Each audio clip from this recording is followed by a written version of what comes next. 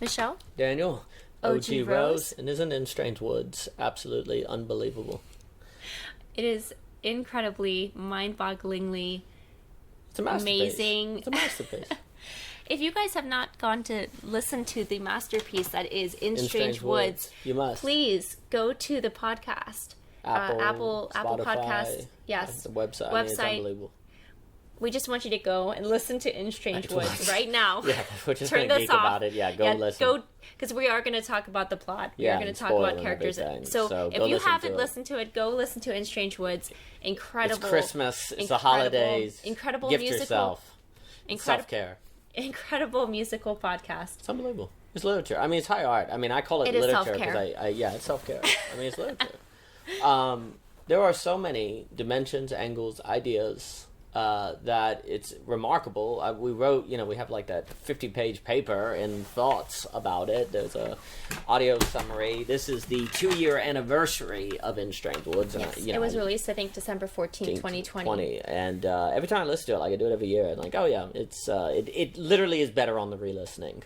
Which is why it's like literature. Which like is wild, it survives the test of revisiting. Yeah. And it's just as engaging, and you hear new ideas come to mind. It blows my mind. I remember like when the first time listening to it, I was legitimately scared out of my mind. I was like, I mean, I guess I only say that because it has such a palpable. It's so located. It's so grounded in its, in like a place. Yes. It just puts you in Whitetail. Yeah. And I feel like the ability to make something, create something with such a feeling of dirt. Yeah, of pine trees. Like you feel it. Yeah, like a visceral experience of fear and of like just suspense and yet like there's this wonder and curiosity and allure and intrigue. The story has all of it. The story has all of that, and it somehow is able to situate you. Like even when Brett, the narrator, is like, he's talking with these different people because, Brett has come to Whitetail and he's talking to all these people, basically like interviewing people, getting to know them. He's a writer. And even when he talks with Kathy, she'll say things like, oh, like, can I get you some hot chocolate or something? I felt like I was there, with Brett in her home, and there's just something that the story captures, just like small town America. Oh yeah. In such a powerful way. Oh yeah. And I love that so much. And yeah, you can go ahead and touch on this. Oh yeah, just like the turkey drop. Yeah. Like it's so small town. It's wonderful. I mean, just small town rural America. It's just captured to a T in this beautiful way. And yet like there's something that it opens up to, right? Like it shows this sort of vignette of a small town, and yet it also shows that there's like this giant capacity for all of the depths of human emotion wherever you are. Whether you're in a small town America, whether you're in a big city, whether you're in, some far off land, if you're different time periods or different historical epochs or whatever, there's like this huge capacity wherever you are to feel what it means to be fully human. And this work absolutely captures all of it. This beautiful, tragic existence. And this piece really captures it so well and isn't afraid, doesn't shy away from the complexity. Like, it literally goes into the woods. Yeah. It gets into the woods of the nuance of human life and experience. Oh yeah, well, In Strange Woods becomes, In Strange World. It became, when he describes that point where the terror of sameness, when you're in the forest and you look all around, it's this spreading of trees that are always the same. It reminds me of suburbia, where you go into the same houses spreading on forever. And you have that line where Kathy says, I feel like I'm losing faith in my ability to know what to do. That sounds like America. That sounds like people today, and when you're encountering situations that you don't fully understand, or there's difference in possibilities, it's all very frightening. In the same way that when you're in the woods, you could go to your left, you could go to your right, but if you there's that song Dead Reckoning. If you know where you've been, you know where you can go. But what if you don't know where you've been, or what if you don't know how's past, or what if you don't, maybe you're misinterpreting the past, or maybe you don't like the past because Jacob died, so how do you find your way forward? And all of it is matching on this question of being lost in the woods. Can be like lost in the world, lost upon possibilities, trying to figure out where to go. And like there's this huge response to the complexity of the modern world of, well, let's just learn survival skills. Let's just learn how to live off the land. Forget it. And that's kind of how every single character, many of the characters at least, represent responses to the strange world, the strange woods that we're in. When something unexpected occurs, like you have a tragedy, how do you respond? Well, we're just going to be invincible and make sure nothing bad occurs anymore, even though that may risk your community, right? That's the choice that Peregrine makes. But then there's something loving about learning survival skills so nothing bad happens to you, because then you won't die and your community won't suffer a tragedy, right? So it's a two-sided sword. We can understand why Hal redirects the world. He goes off into the solitary wilderness, but then at the same time, where the community at the end of the story is able to come and save the kids, no one is able to come and save Hal, right? Because, and so you see all of the different sides of different things, and then you have to choose, what's the way that you're going to live in these strange woods? How are you going to face the strange woods? What are you going to bring to the table? So the story is asking this larger question about the world you live in today by talking about a final involving strange woods. Can you survive an unexpected event? And that's an example of great storytelling. When you just tell a great story about great character, you just tell it well, it ends up having far more implications for much bigger questions than if the writer or the artist tries to talk about those bigger questions, which makes me think of like Flannery O'Connor. See, it was always big that if you just accurately describe something, you do a better job of pointing to bigger dimensions, higher dimensions, bigger questions, than if you try to pour in those bigger questions. And so again, it's just an example of how to write. The work will teach you how to write, how to be a creator. Yeah, this work absolutely will. I mean, it's the story writing, the writing is just so impeccable and truly masterful. I mean, it's next level, and just extremely profound, extremely, there's I mean, it has it all too. There's some extremely hilarious parts too. Hilarious. So hilarious. And yet it's also dealing with something really, really nightmarish, and I think that's what makes it what's so powerful to me is like it's able to hold the bothness, right? See, like, be able to, it's like kind of reminds me a bit of Nietzsche's laughter a bit, and actually Javier Rivera's work on timing a bit with the when will you kind of turn the tragedy into like a tragic comedy, right? Where will you laugh at it? And I think there's a bit of that in this as well, where it's able to hold space for the comedic element, but be dealing with tragedy really ultimately. And yeah, I mean, I think something that's important to note about this work, at least for me, it's probably the first time I've ever seen a work where Brett, as the narrator, actually, he's dealing with fictional characters, right? Yes. He's talking to fictional characters like Peregrine and her mom Kathy, and Jacob, who, he's the tragic death at the beginning of this of the whole series, and yet Brett is a real person, and yet he becomes a character. It's like the stakes of the characters are his stakes too. A lot of times the narrator has nothing to do with the stakes. The stakes are not theirs, but you really feel a tension for Brett.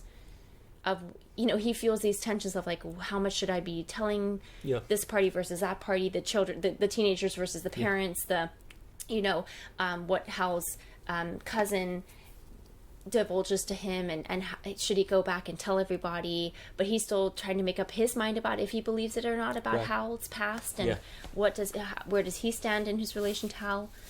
And I thought too, so that was just wow, like that, I'd never seen that be done in any type of storytelling, and I feel like that sort of breaks the fifth wall in a different way, in a sense. So yeah, because Brett he goes to Whitetail, he's a writer, we learn at the end of the series why he kind of went there in the first place, but he ends up meeting these kids and this man named Hal, this recluse in the woods who's just he's off the grid, right? And these teenagers, but it really starts with like this tragic death of Jacob in the woods when he's just trying to get back home after the prom after party at, in this old Rangers, like abandoned Ranger station. The shack, that's it. And so but just the way that the series does that, where Brett is the narrator, but suddenly he's just as as much involves him, quite physically, like he's even on a search team at some point, like this is these stakes affect him, they're his stakes too, and that was just extremely unique. I just have never seen that be done, and I think that was speaking to a larger point, which you touched on, but maybe you can bring it up now.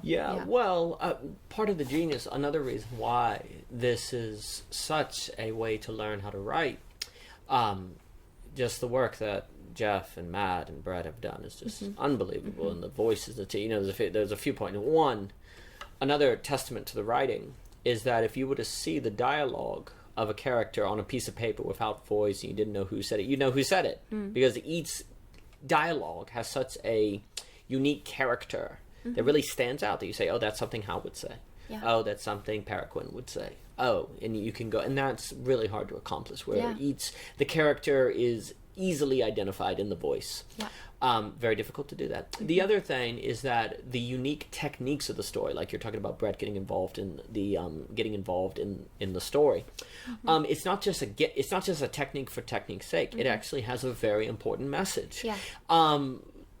Jeff, they'll talk about Matt and Brett. They'll talk about how a lot, In Strange Woods was inspired by like Serial, some of these podcasts, these murder mysteries, and different things like that, and how there's something very strange about the idea that we're going to make entertainment and be uninvolved in what is arguably the worst thing that ever happened to anyone, and how it's there's something bad about that. There's something bad about a culture that finds such entertainment out of stuff like this, and we're very uninvolved, and we're not involved. What you see in Brett is the choice to get more involved in the story, not to kind of stand back and just tell the story with like no emotion with no emotion or track. It's like, no, I'm going to choose to be involved. And this is also where the involvement of music and singing is so critical for the story, because Brett, someone wrote this comment, and it's in the paper.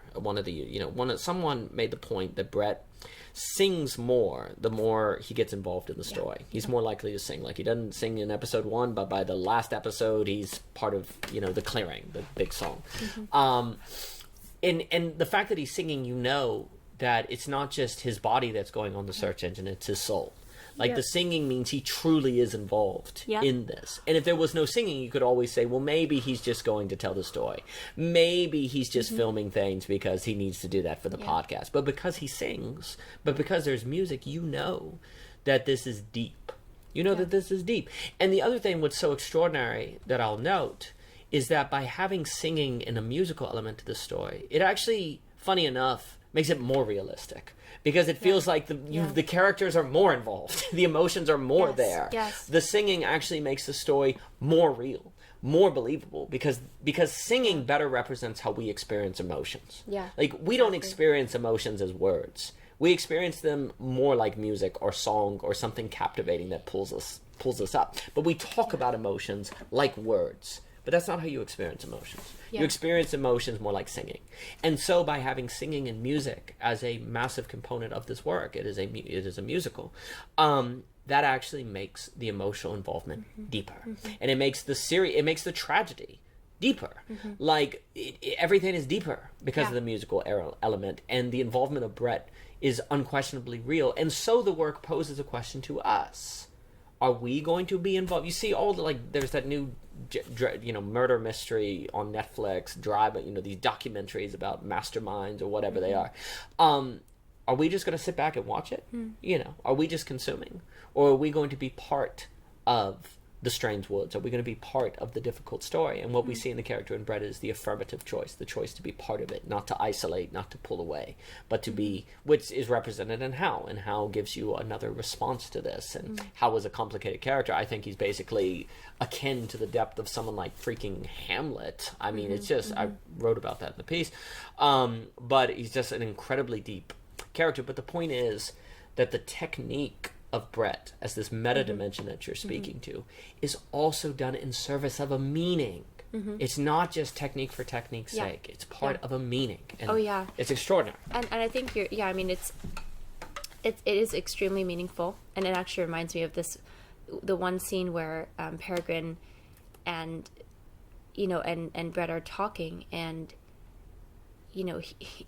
one of the songs from earlier, that's another thing that's so beautiful. Like, the songs get, like, woven into the script itself. Yes. Again, this is a musical podcast, so the songs get, and, like, little snippets of the songs get woven in, earlier songs will get woven into to other aspects of the story.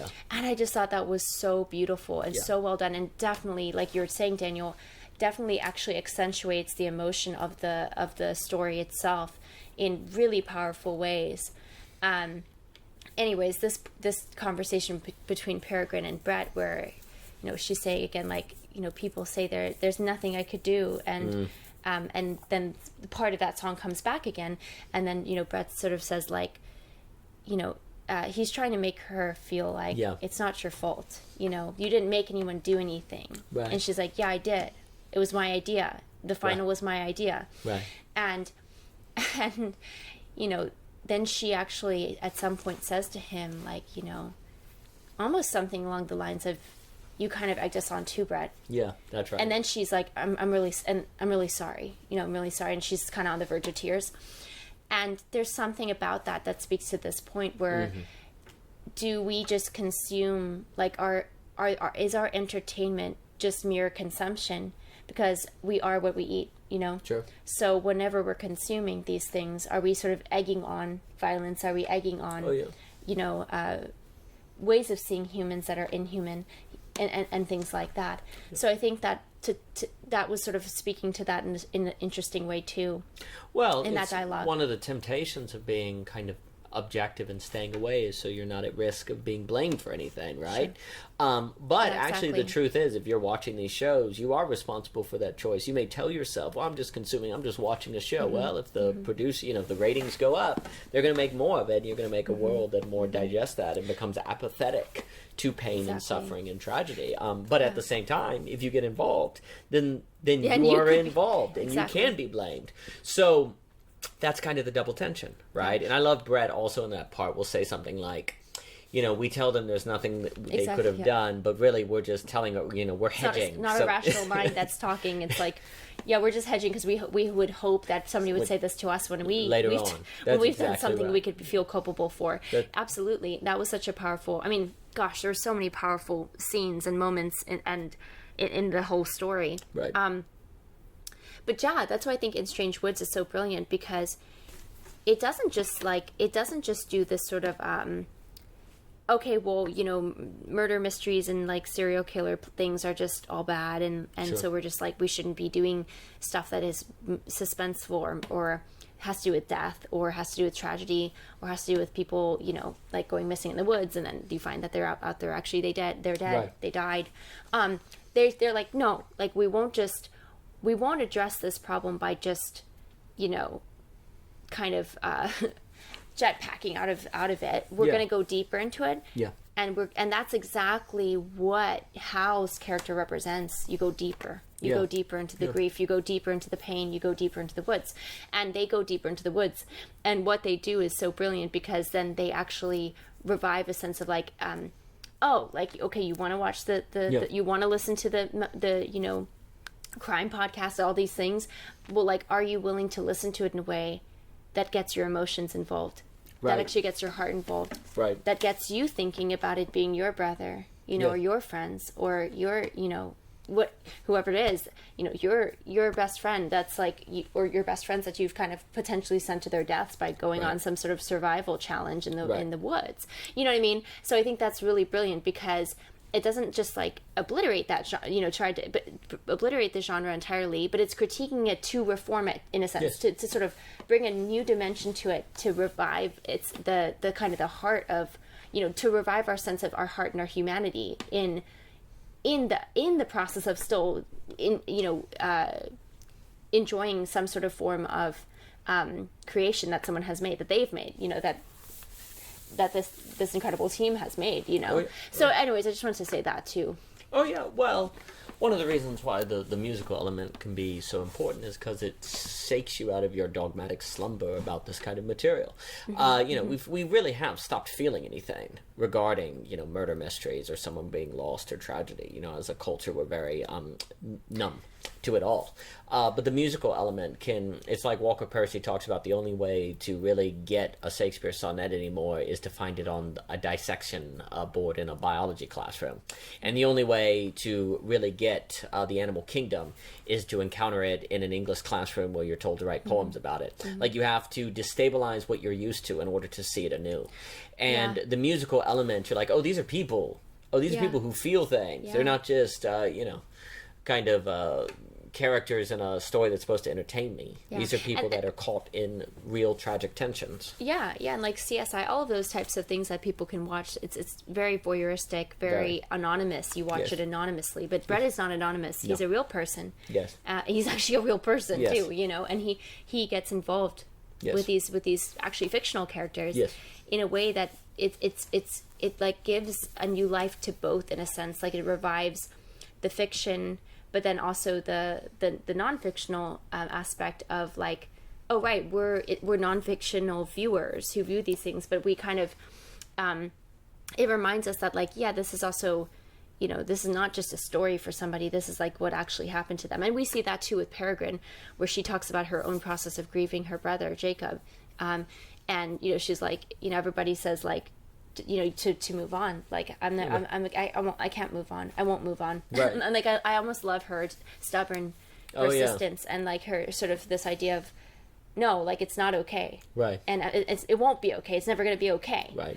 And just this kind of willingness to bear her, like, to sort of bear in the sense of expose, like, be willing to expose her own hurt, you know, and loss, and sense of loss. And that kind of revives for Brett a sense of, wow, like, all those years I kind of hid my tears and sort of you know, ate my tears, but like, really, I could have just let it out. I could have just let it, like, I could have just felt the pain in a deeper way. And he says that when he learns more about Hal's history, you know, and he's like, I want to feel the depth and and, you know, be in the darkness. But there's still the sense of companionship, because that song is also about being with him in the darkness, you know.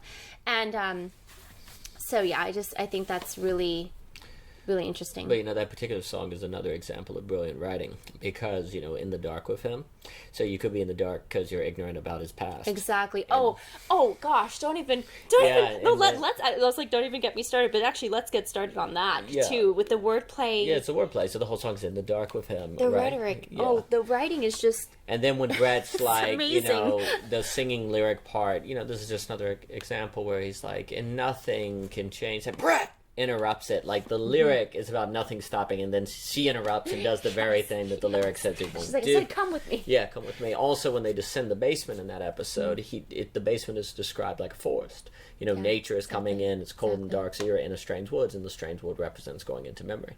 You know, to get, and this is the funny thing, is you have this kind of structure of dead reckoning. You know, so you get the past, and now you know what to do, right? But is it so clear? Because do you believe that? Do you believe those photographs? You know, it's like, can you really rely on dead reckoning? And then you have the double-sided thing where, if you're lost, you know, let principles be your guide.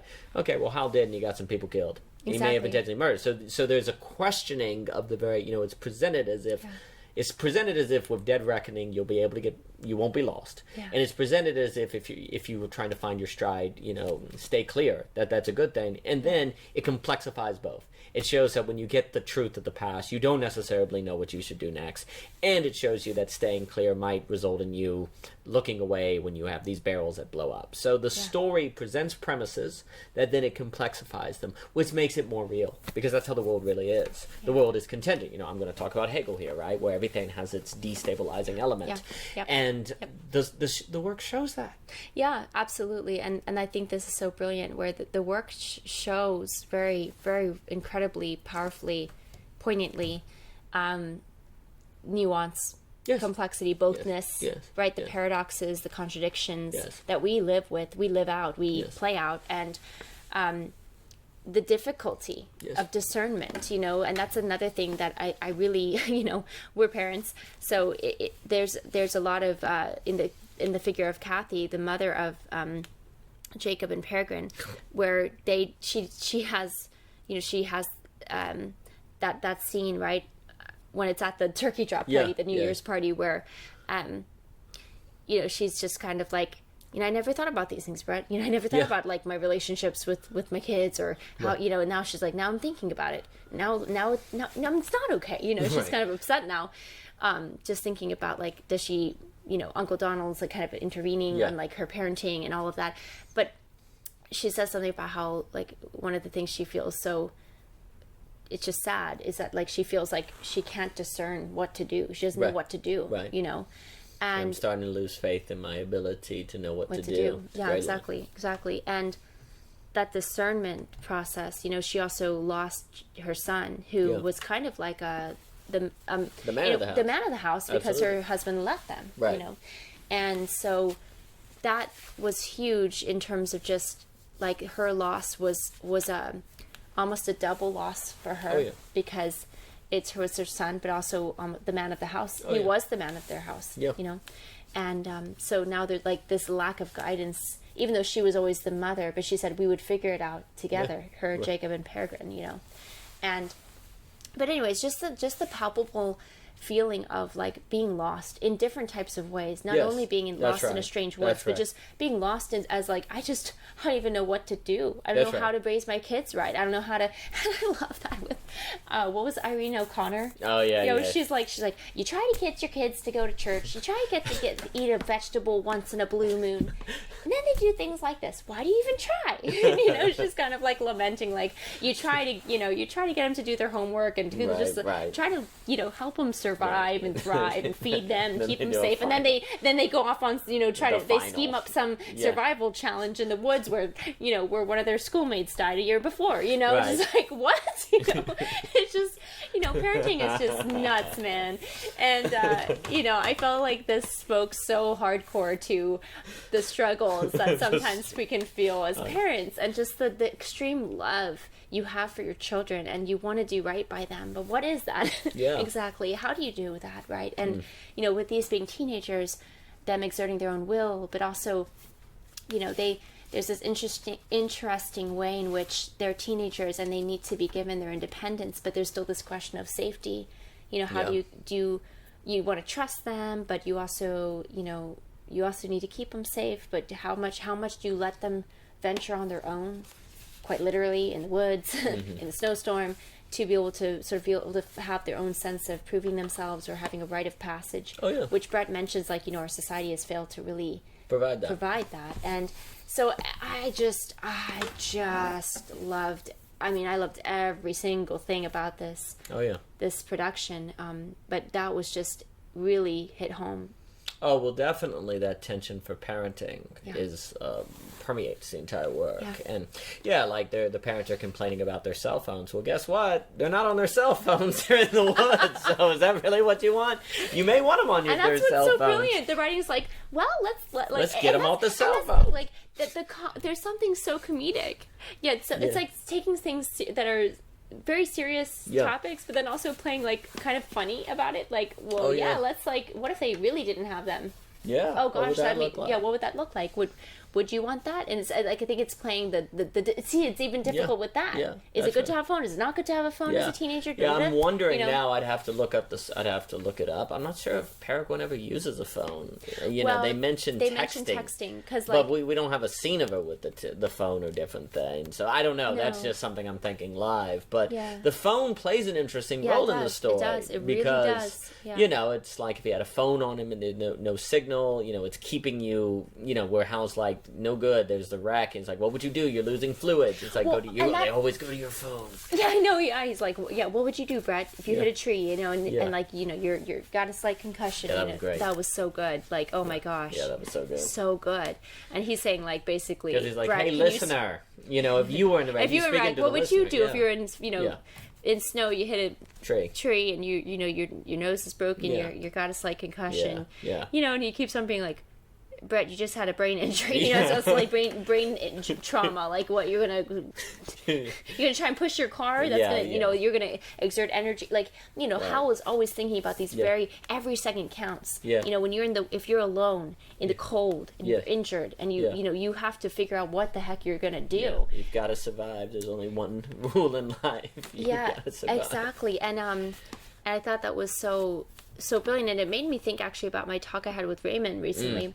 Because we were talking about how, like, the phone kind of offers this illusion of protection, and yet, we know, like, duh, well, if you're, getting attacked by a shark, you wouldn't actually be protected by your phone. But somehow, and I was saying to him, I wonder if there's some strange psychosomatic dissonance, because we do get the sense that it's almost like an outsourcing of security or protection, that we just assume, well, they have a phone, they have a GPS, they can call somebody, and we forget that, wait a second, the phone itself can actually do nothing for you. Nothing. That's right. You can access people who could perhaps save your life, that's right. but the phone cannot do anything for you, and so it's just kind of weird, because we lose touch with, it's weird, like, we're put in touch with so much, the World Wide Web, all this access, and yet we lose touch with something at the same time. There's always there's always trade-offs, as you'll say, Daniel, and so it's there, we lose the ability sometimes to even see or know what to do, what's the right thing to do, and how to, save your life or save someone else's life. And two things really quick, and I don't want to keep going on and on, but two things really quick. With the wording being so impeccable, just the word choice, like, I just thought it was so tragic and yet beautiful in the song of, like, when Jacob is, when he's alive, and he's, he tells his sister, he goes, Peregrine says, he goes into big brother mode, right? And when she's having a hard time in freshman year at school, he says, if you need me, come and find me. And so she sings this gorgeous song, about Jacob saying, come and find me, and it's like, but he has not been found. He was found, but he was dead. That's right. And it's like, ugh, like, you're just, it's just like knife to the heart, it's just so, it's just so brilliant, like, wording like that, like, that was just, they're just so smart. It's so smart, And then one more thing. The idea of kind of reviving our sense of, like, hey, these people are really, like, having a nightmare play out in their lives with this sort of stuff, and, like, we shouldn't just be consuming it, like, with our popcorn and just, like, uninvolved, unemotional. It's funny, because growing up, like, I'm still an extremely sensitive person to the news. I mean, I would have horrible nightmares just from hearing news titles on the news. It was so hard for me to hear that, and I would always think of it as if it was, like, me or my siblings or someone in my family. Like, I would always think about those people, because I knew they were somebody's family like that, and it just scared me. It scared me to death, it just scared me so much thinking about the horrible things that happen in the world. So that's probably why I got very scared, actually, when I listened to the first episode. I was like, okay, you can do this, Michelle, be a brave girl now. And I'm so glad that I did. But, like, what I think was helpful for me, and actually kind of healing about this production, was it took my sensitivities, which I think are, in a way, like, they're kind of a godsend, because, at least you don't lose touch with humanity and with the depths, even if it's really painful sometimes to empathize to that degree. But it also, the ability for it to also have its comedic relief, to also have its sort of strains of hope and glimmers, even if they're just glimmers, to me was kind of able to sort of keep it more tepid or like more tempered, this, so it's not just mere grief and like, even though it harps on this idea a lot of like maybe it is just all despair, sure. But the comedic relief was really powerful for me because I've never seen the two kind of come together. Where you have these horrible news headlines of somebody was found dead in the woods, right. But also this real, now we are really knowing the family. Now right. we are really feeling the depths of this emotion, and yet there can be these moments of comedic relief, or the relief of just knowing that this community is in this together, like right. these people are in this together. And so for me, in a strange way, it almost made me realize too that when I have a hard time processing, well, I just don't watch the news very much sure. now, but like, I never did, I just never really could handle it very well, but if I encounter it, or if I, when you do encounter just things that you hear in the news or in the world, to not just completely shut down, sure. and isolate, sure. It's like you go get deeper into it, start to understand more about that culture, those families that are impacted, learn more about how they are coping with it, because it actually may also teach you how to cope with it as well. Absolutely. So a little aside, but it was really, like, in that way, felt very healing, actually. Oh, yeah. Yeah. I mean, in a clearing. Yeah. I mean, we don't ever escape the strange woods. You don't ever escape the world where these... We never escape the struggle. It's that's such right. a big part of but the we can be in a connection. clearing and, a touch of the sun. And, Yes, exactly. The piece itself is a clearing as such. It can have this healing element to be involved. But no, we are presented with many responses to the strange woods. We can be isolationists, we can have community, we can choose to be kind of stand outside of it and look at it like some objective, uninvolved person, or we can choose to get more involved. And the work is just full, like you say, of these nuances. Something I was thinking about recently is, how the entire time is like, the nature won't help you, nature doesn't care, nature's going to kill you, and yet it's a wolf that leads them at the end to the river. The wolf kind of pairs. So there's a way in which, wait a minute, maybe nature can help you every now and then. Maybe nature isn't entirely your enemy. Maybe there's some providence there. I think that's a great point. Yeah, and I want to say too, it's interesting because this idea of it going deeper, but the beauty of the nuance of the character of Hal is he also has this interesting sort of just very clear avoidance too, though. He leaves, right? Like we don't know at the end, but exactly whether he's dead or whether he's gone. He's kind of gone either way in a sense, but he also leaves his relationship with Goethe. And there's almost a sense in which he has a threshold or something like that. And there's a way in which, like you're saying, this is to your point on there's different responses, right? Even the guy who's saying like, let it hurt. The pain is good. Remember when he's saying that, after he was beat up by his father, like he goes deep into it, but I think there's almost like, or maybe it's this element where he's like, I know that only I can bear this pain ultimately alone. So he goes off alone again. Like the wolf at the end is alone too. Like I kind of thought maybe the wolf went off to get the pack and come back and like, eat them, eat these teenagers in the woods. But the wolf sees Peregrine, goes off, comes back. That's when Woodsley's behind her. And then, the wolf kind of indicates almost with its eyes like something's behind you. Peregrine thinks it's a bear. Peregrine turns around, it's Woodsley. Joyous, reuniting, the home song, beautiful, gorgeous. And then the wolf walks through them, past them, and continues on its way, a Lone Ranger. So to me, like the wolf, I'd wonder if it's symbolic of Hal, in a sense. Well, wolves howl, so I mean, that's boom. I mean, it's possible. I hadn't thought about that, Daniel. Because like maybe he is alive. Actually, he just had to go. It was just time for him to go. Sure. I mean, the story definitely plays on that, and there's some interesting ways in which formally, what did Hal do? He just left us with the pieces. He just kind of went on. He may have done that again just to escape being, he knew he was going to be found out by Brett, for leaving, so he left. There's this kind of ambiguity there, right? I also thought, sorry, continue on with that. No, the thing also to understand that's very interesting with Hal is where his relationship with Goethe breaks down because he's like, it feels cheap to him to be happy in a messed up world, right? So he just can't be around because it feels fake and it loses that power, and then he's like afraid he's going to hurt her because of that feeling and so on and so forth. He's not able to be in a clearing. Like to be in a clearing, you have to be able to find joy and not feel fake. So you have to find a way to have joy in a messed up world without it feeling fake. And that's the challenge of clearing, that final song. Hal's not able to do that. He's not able to ever see joy as anything but fake. Whereas they, Peregrine and Brett, are able to see joy as a clearing in the sadness. But there's kind of a way in which, and you're right with what you're saying, I think that's a great point. And there was, for me, I was like, it was very emotionally painful to realize that, like, they kind of forgot him. Yeah. He's kind of not wrong. Yeah. That nobody comes for you. Yeah. But is that his own doing, though? He isolated himself. You see, that's kind of the question, right? Maybe that's his own doing. He made choices, right? That's true. And I think there was a big assumption that, like, well, yeah, he'd make it back. Like, of course he's going to make it back. He'll just be the irony. There's a huge important irony there. Like, if you're always telling people, no one's coming for you, then people are like, oh, well, we don't need to come for him. Yeah, but there was a part of me that was just kind of like, this is so sad. Like, this thought of him just literally being stranded and then being like, maybe he could at least take satisfaction in the fact that he was right. Nobody does come for you in the end. Then he just dies alone. Yeah.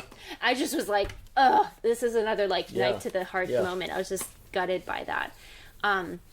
But then there's these sort of strange little clues that, like, perhaps, like, with the wolf as a symbol, or with, like, the photograph at the end. Where he may not be dead. He may have just gone, he may have left. And so then you're kind of like, oh, that's interesting. And, it's just really... Well, the interesting idea is, if you believe that no one's going to come for you, then you act in a manner precisely so that you're very self-sustaining. Exactly. So people are like, well, we don't need to come for you. And that's the thing. And they didn't have the same imperative to send out a rescue search for him, because he's Hal. He's he's the survivor man. He and, like, he doesn't really that's the thing. He doesn't need anyone. That's his kind of proclamation with his life. Yes, that's right. And yet it's interesting because his relationship with Peregrine, he accepts some of her help. And maybe it's just age. Maybe he's just like, Right. Or, I think he took some sort of, like, secret delight in the fact that these teenagers are being industrious. Yeah, that's right. But, Hal's a really, really interesting character, because also when you find out more about his history, his cousin is so convinced, she's convinced that he is evil. Yeah. But she feels very sad for the things that happened in his childhood that he didn't deserve, he didn't ask for. But she's just sure, like, in this almost, like, crazed way, that he's evil. Yeah. And you feel that tension so thick, it's like, is this guy crazy? Like, everyone thinks he is in Whitetail, right? But there's this soft spot you have for him that Brett has for him too. And there's this strange sort of, you're vying for him, you're rooting for him. And yet in a strange way, he sort of fades into the woods. Yeah. At the very end there, Yeah, that's right. And it's not, we can't pin him down. No, well, in the end, he's left in Strange Woods. Exactly. He's in Strange Woods. The title In Strange Woods is interesting because it can suggest, what we're all in and where we end up. Mm-hmm. And where we can be found. Where can I find you? In Strange Woods. Yeah. So the question is, will we find one another in a clearing there? Or will we not find one another there because we don't go to look? Because we don't have the binds to bring us together. But no, it's an extraordinary work. It's a masterpiece. Yes. It's literature. And we're basically here to tell you to go listen to it. Yes, please go listen to In Strange Woods. You can find it on the Apple Podcast. It's a masterpiece. You can find it on the website. It is incredible. Incredible. You will... please just do yourself a favor and go listen to this. Yes. It's wonderful for the holidays. It's wonderful for any time of the year. Yes. But there's something that does have a very... it's really, really a great time to listen to it. Yes. And re-listen to it. So it's a masterpiece. So please, thank you everyone for making Jeff, Matt, Brett, the team. It's a masterpiece. Wow. Thank y'all for what y'all have done. Thank you so much, guys. So everyone go listen to it. It's a masterpiece. Thanks.